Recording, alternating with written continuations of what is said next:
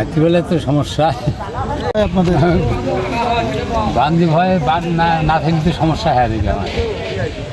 এখন তো নদী পড়ায় চাকছি যে ভয় আছে না, ওই বড় বন্যা হলে ছুটি দেবে,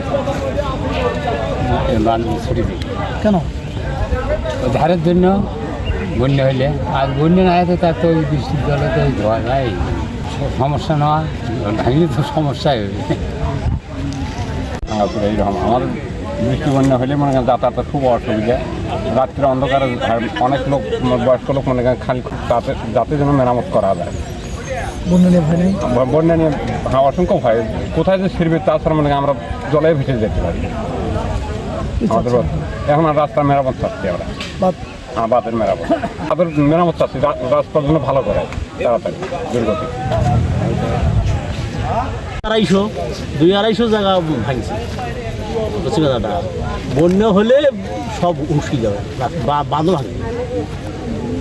বৃষ্টি হচ্ছে তার পাশে আরও ওই ভাঙাখানে আরও ভাঙে ভেঙে যাচ্ছে, বুঝছি দাদা। তো এখন খালি তো শুনি যে লোক আসবে সে আসবে যে ভালো করে দিবে রাস্তা তো ভালো করা পাবে, বুঝছি দাদা। এটা আমি খুব সমস্যা, খুব সমস্যা দাদা, ভাঙে যেতে পারে খুব। বন্যা আসবে, বন্যা বৃষ্টি হলে মুশকিল হবে, অসুবিধা হয়। দুর্ঘটনা মাঝে মাঝে হয়ও, মাঝে মাঝে গাড়ি খারাপ করে হয়। একটা খালি মানুষ যেতে পারে না। এই রাস্তার কি কাজ করছে এরা এরা এক পরীক্ষা নিরীক্ষা করিয়ে তারপরে আইনি রাস্তা আনতে হবে।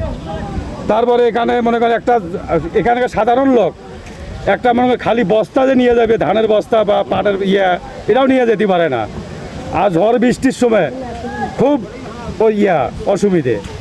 এই জন্য আমি বলতেছি এই রাস্তার কাজটা তাড়াতাড়ি যেন দ্রুত পাকা হওয়ার জন্য এই অনুরোধ জানা যেতে। আর বাঁধের রাস্তার আমরা সবাই আতঙ্কের মধ্যে আছে, বন্যা হলে এখানে অস্তিত্ব থাকবে না। আর উত্তর সাইডে যান কি অবস্থাটা, ওখানে অনেক জনে বস্তা রাখি দিছি।